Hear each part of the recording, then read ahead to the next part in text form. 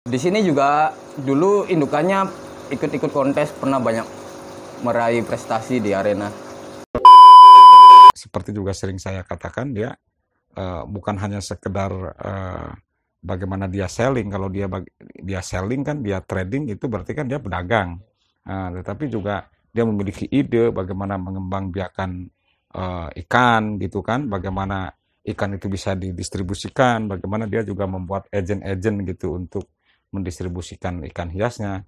Itu dia sudah menunjukkan wataknya sebagai seorang pebisnis.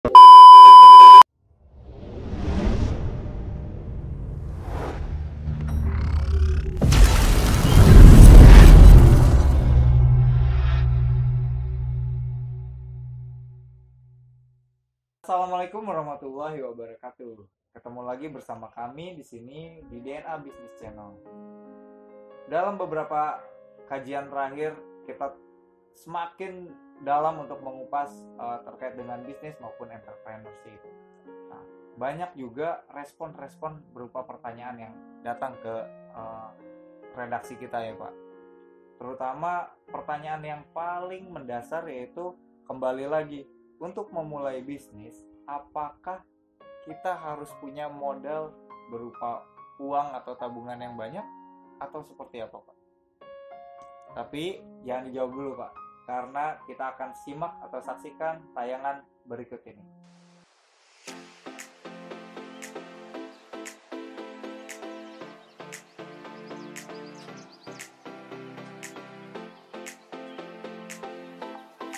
Bagi Anda yang mengikuti tren ikan hias di era tahun 2000-an, maka sudah tak asing lagi dengan ikan yang memiliki jenong di kepala ini. Ikan flower horn, atau yang biasa dikenal dengan ikan lohan, kini mulai kembali digemari masyarakat Indonesia.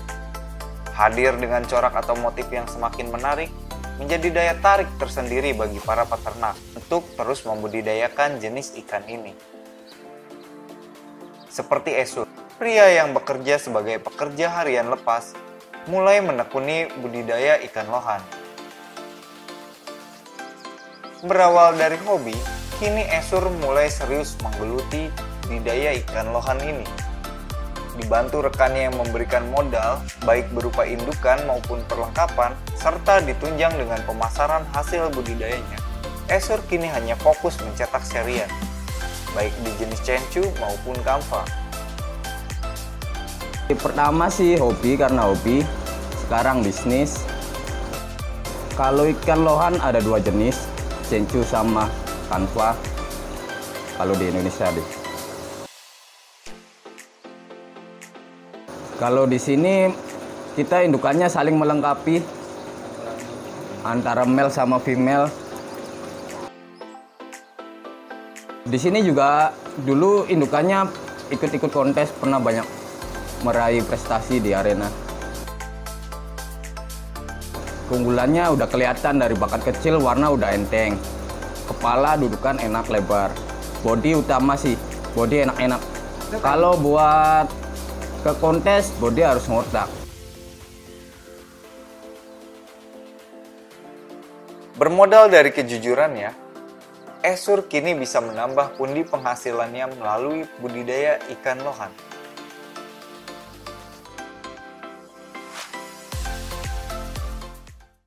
Saya kira apa yang ditampilkan tadi itu, siapa tadi namanya orang itu? Esur. Esur itu saya melihat memiliki dua tipikal ya. Dia telah menjadi self-employed, dia bekerja untuk dirinya sendiri, tetapi sekaligus dia menjadi pebisnis.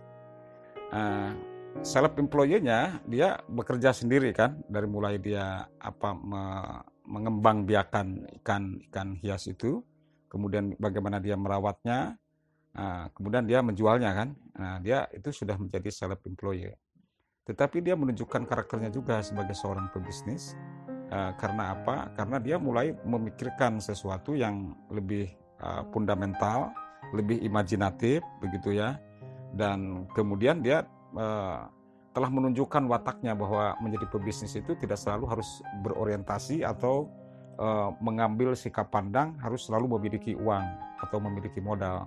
Mengapa? Karena orang itu telah mencari investor dan memang ada investor, tadi dia juga menarik ada kalimat bahwa modal utamanya dan kejujuran.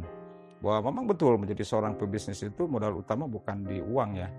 Modal utama itu di niat, di memulai, di kejujuran. Jadi kadang-kadang uang kapital ya itu mungkin nomor berapa gitu dari susunan kebutuhan yang harus dipenuhi dari seorang pebisnis, dan dia sudah menunjukkan wataknya sebagai seorang pebisnis karena dia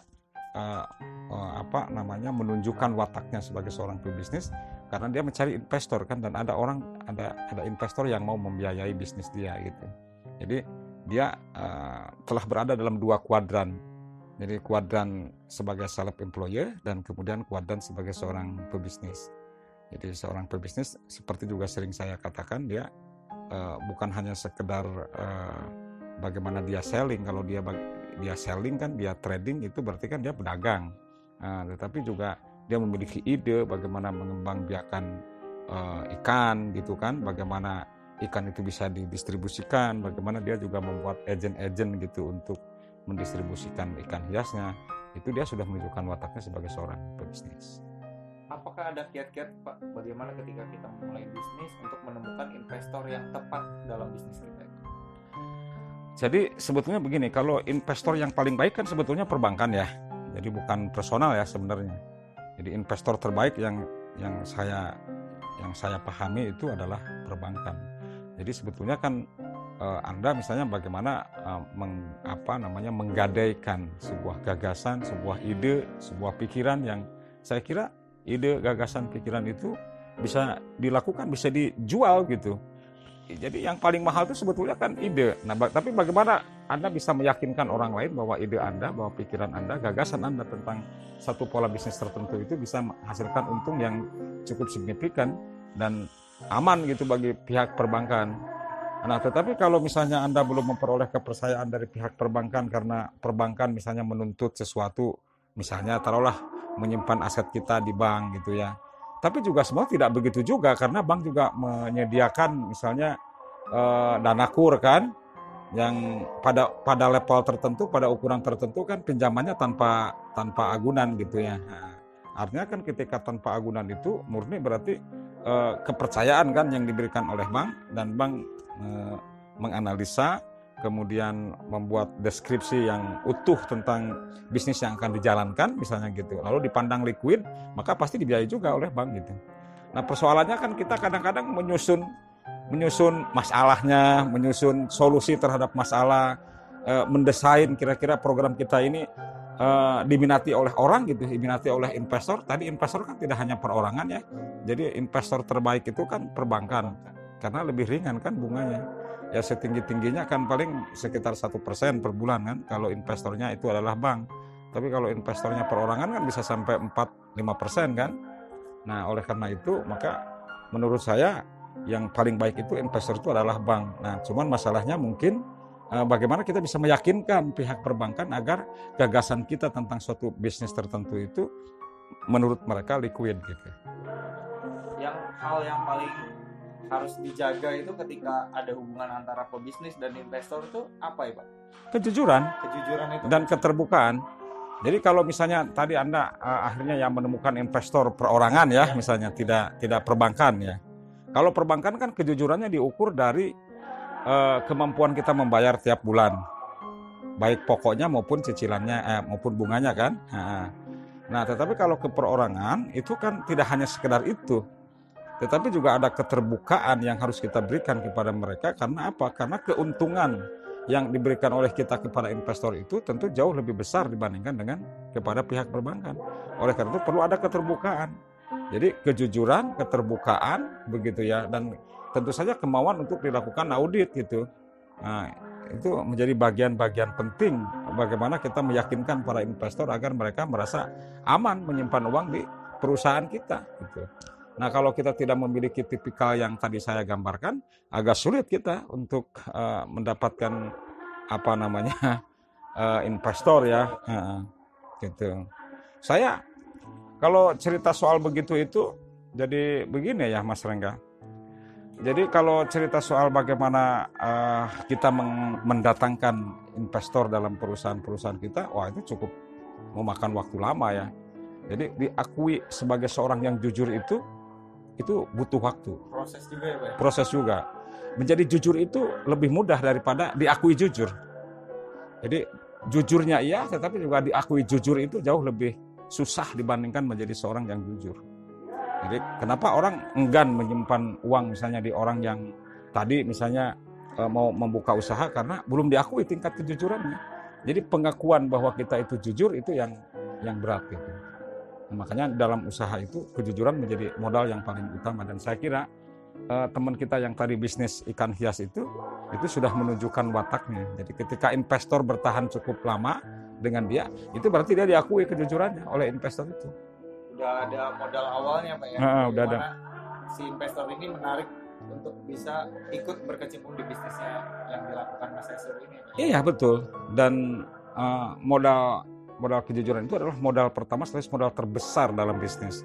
Jadi modal pertama dan terbesar itu bukan di kapital, bukan di uang, tetapi di keyakinan publik bahwa apa yang kita lakukan itu adalah benar-benar reliable, dan dalam konteks berusahanya nanti itu dipandang liquid gitu ya. Sebuah pelajaran juga karena butuh proses 5 tahun nih Mas Esur berkecimpung akhirnya menemukan seorang investor ya Pak. Iya Jadi itu.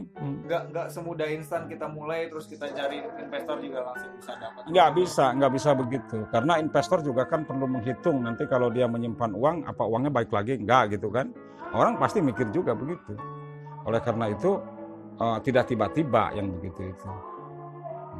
Jadi tidak makanya ada teori psikologinya kan, nanti mungkin kita akan bahas di fase-fase tertentu atau di bab-bab tertentu terkait dengan bagaimana sih misalnya orang bisa yakin sama kita. Kan tidak mendadak orang yakin itu. Jadi coba sekarang misalnya apa sih yang membuat kita yakin nyimpan uang di bank? Hanya dikasih 0,4% kan per bulan kita oleh bank, dipotong lagi misalnya PPN 15% kan? Berarti yang kita peroleh itu misalnya kalau kita menyimpan uang taruhlah 1 miliar, kita kan mendapatkan uang 4 juta, dipotong misalnya dari 4 juta itu kurang lebih sekitar 15%, berarti 600.000 misalnya gitu ya. Uang 1 miliar disimpan aja oleh kita di bank misalnya gitu ya, kita tidak takut hilang itu uang. Mengapa bisa begitu? Itu karena kita yakin dan kita percaya ke bank bahwa bank tidak akan melakukan melakukan langkah-langkah blunder terhadap dana yang kita simpan. Ada jaminan keamanan gitu ya Pak? Ada jaminan keamanan. Nah orang ya kalau Anda juga menjadi pebisnis itu yang diperlukan juga ada assurance, ada jaminan ya, ada. Iya, harus betul-betul bisa dipertanggungjawabkan gitu ya. Nah itu tadi mengenai tips dan trik. Bagaimana sih Pak mengelola setelah misalkan investor dan pebisnisnya itu berkolaborasi, mengelola hubungannya ini seperti apa Pak yang baik? Ya pertama kan kita harus memenuhi setiap janji yang kita berikan. Misalnya kalau Mas Esur tadi itu misalnya akan memberikan kontribusi, ya saya nggak tahu itu berapa apa sistemnya persentase keuntungan atau sistemnya bunga dari dana yang dia simpan gitu ya. Nah kalau misalnya perjanjiannya adalah misalnya seorang investor menyimpan uang misalnya dalam jumlah tertentu, nanti keuntungannya misalnya dibagi 3 misalnya. Dibagi 3 itu satu misalnya sebagai modal dalam arti itu dia menyimpan modal si investor, berarti 33,3% begitu. Nah kemudian 33,3%-nya adalah Esurnya sebagai pelaksananya begitu. Dan 1/3-nya lagi misalnya dipakai untuk modal usahanya dalam arti operasionalnya. Nah, apa begitu atau apa kan kita tidak tahu. Tetapi yang pasti bahwa apapun yang disepakati antara pebisnis dengan investor itu harus dipenuhi. Tidak boleh ada sesuatu yang yang tidak ditepati janji antara kita sebagai pebisnis dengan investor. Itu yang pertama. Yang kedua, ketepatan dan kecepatan. Jadi ketepatan waktu, kecepatan usaha itu juga menjadi penting. Sebab di dalam bisnis itu kadang-kadang yang dihitung bukan jumlah keuntungan juga, jadi bukan besarannya, tetapi juga kecepatannya. Jadi ada unsur kecepatan, ada unsur ketepatan. Yang dibutuhkan itu kan cash flow-nya itu benar-benar harus berjalan dengan baik. Dan kemudian yang ketiganya, saya kira juga yang harus dipertimbangkan itu ya jangan ada perselingkuhan. Satu sama lain ya Pak? Satu sama lain tidak boleh ada perselingkuhan. Jadi harus betul-betul memang kepercayaan itu penuh gitu. Nah, dalam menjalankan bisnis ini mana yang lebih baik Pak? Menjalankan bisnis memang sendiri pure yang kita jalankan dengan modal kita sendiri tanpa ada campur tangan pihak atau orang lain, atau memang boleh berkolaborasi dengan orang atau pihak lain gitu? Ya sejauh yang saya alami sih kalau bisnis itu lebih baik mandiri ya. Dalam arti mandiri itu tidak menggunakan dana pihak ketiga perorangan. Ya kalau menurut saya sih ya. Tetapi bahwa bukan berarti itu tidak ada kolaborasi. Jadi kolaborasi dalam bidang-bidang lain, dalam segmen-segmen lain, dalam bidang-bidang lain itu tentu diharuskan ya.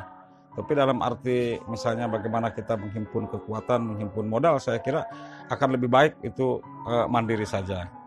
Tetapi juga nanti pada ujungnya ketika perusahaan itu berkembang kan ada tadi investor yang tidak mungkin bisa kita lewatkan, siapa? Perbankan. Jadi perbankan itu sebenarnya bukan hanya sekedar soal kita butuh duit, tetapi juga bagaimana kita melakukan sirkulasi perusahaan di media perbankan. Ini jadi mitra. Nah, tapi kalau untuk perorangan dihindari sekuat mungkin gitu, dihindari sekuat mungkin. Nanti kemudian lalu sekarang bagaimana ketika orang sudah menggunakan dana pihak ketiga? Karena saya sendiri seringkali juga menggunakan dana pihak ketiga perorangan. Karena kalau ke bank kan butuh waktu, butuh apa. Kalau ke perorangan kan lebih simple gitu ya. Nah kalau kadung misalnya kita menggunakan dana pihak ketiga perorangan seperti apa? Ya itu harus dipahami sebagai sebuah media yang berjangka pendek saja, tidak dipergunakan untuk kepentingan yang berjangka panjang. Jadi diupayakan dana pihak ketiga itu hanya berlaku untuk kepentingan jangka pendek, jangan untuk kepentingan berjangka panjang. Jadi kayak kasus Mas Asus ini tadi, Mas Esur ini, saya kira itu harus dalam kepentingan jangka pendek. Investor itu dalam kepentingan jangka panjang, dia tetap harus memiliki kekuatan secara fundamental dari dirinya sendiri. Saya kira itu tadi juntrungan yang bisa kita petik dari sebuah pembelajaran bagaimana Mas Esur merancang bisnis dan mengkolaborasikan dengan investor untuk bisa meneruskan ya tradisi atau kegiatan budidaya ikan hias. Baik, Pak, yang terakhir ada pesan atau misalkan ada tips lagi nih untuk pemirsa kita mengenai hubungan antara investor dan pebisnis. Saya kira belajar dari tadi fenomena Mas Esur ini bahwa ternyata bisnis itu kan sumbu dasarnya bukan di uang. Sumbu dasarnya itu di ide, sumbu dasarnya itu di imajinasi, sumbu dasarnya itu di kreativitas, dan sumbu dasarnya itu adalah di ketalentaan kita untuk menyelesaikan setiap persoalan demi persoalan, setahap demi setahap, dari sesuatu yang sangat kecil sampai kepada persoalan-persoalan yang besar, kita terus urai. Nah itu kan, nah kesanggupan kita untuk melakukan hal itu yang akan menyebabkan kita menjadi tangguh dalam melaksanakan bisnis kan. Ini sisi pertama. Jadi modal utama itu sekali lagi bukan di uang, tetapi di kesanggupan kita untuk tadi secara pelan-pelan melakukan hal-hal yang seperti saya gambarkan tadi. Nah kemudian yang kedua, apa yang dilakukan oleh Mas Esur itu saya kira harus menjadi contoh bahwa di dalam bisnis itu apa sesungguhnya yang harus dilakukan oleh orang yang ingin belajar bisnis itu. Dia menginspiring orang gitu untuk melakukan sesuatu, bahwa dari sosoknya yang seperti kita gambarkan itu ternyata dia bisa setahap demi setahap mengalami kemajuan yang cukup berarti. Dan kemudian yang ketiga, jika semua orang sudah melakukan langkah-langkah yang sama seperti itu di lingkungan mereka masing-masing, di tempat di mana kita hidup, dalam bidang apapun, tidak mesti harus ikan hias, termasuk apa yang kemarin saya katakan dalam soal-soal pertanian, perkebunan dan lain-lain, itu saya kira bangsa ini akan selesai lah, akan selesai, bisa bangkit gitu ya. Ekonomi kita akan bangkit karena kita tidak memiliki ketergantungan yang terlalu berlebih kepada pihak-pihak lain. Saya kira gitu Mas Rengga. Itu tadi pemaparan yang disampaikan oleh Mas mengenai bagaimana kita berbisnis, bermitra dengan investor, dan semoga ini bisa menjadi inspirasi buat teman-teman atau sahabat di DNA Business Channel. Saksikan terus beberapa video yang akan terus kita gali mengenai bisnis maupun entrepreneurship. Jangan kemana-mana, sampai jumpa lagi di lain kesempatan. Wabillahi taufiq wal hidayah. Wassalamualaikum warahmatullahi wabarakatuh. Waalaikumsalam warahmatullahi wabarakatuh.